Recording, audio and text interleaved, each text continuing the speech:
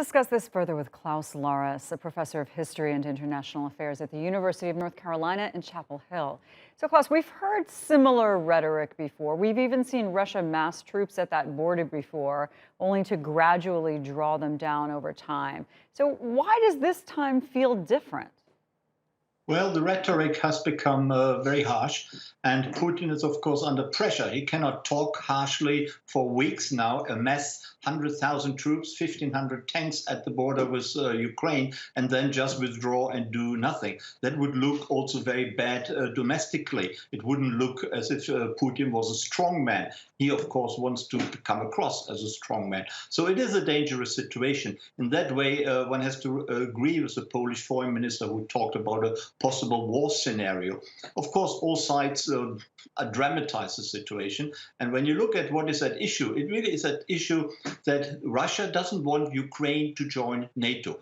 But NATO doesn't want Ukraine to become a member of NATO either. So there should be the possibility of coming to some kind of compromise. While NATO will not accept, and the United States will not accept, to give Russia a treaty about that, a written, legally enforceable document. But to give them assurances, some sort of more informal declaration. That should be quite possible and reassure Russia that Ukraine and also Georgia will not become members of NATO.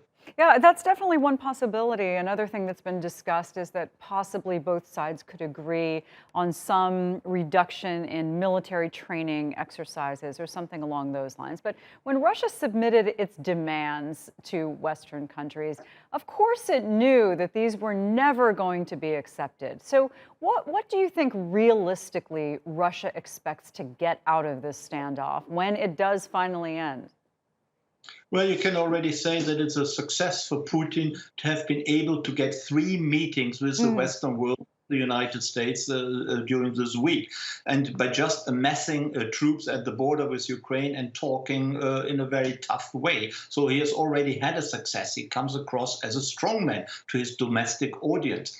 What else he wants to achieve, we don't know. We have heard over the last few days that people assume that Putin himself perhaps doesn't quite know where he wants to go, how far he wants to go. And there's increasing talk that there might not be a full-scale invasion of Ukraine, but perhaps a little bit of an invasion, at the corner of Ukraine, or that there will be increased pressure in the Donbas region. There will be cyber attacks. So he can always step back and say, this is not a full invasion at all. It's just some needling and some pressure on Ukraine. So it will be difficult to then say, for NATO to say, we are dealing with a full-scale invasion. We have to put new harsh sanction on Putin.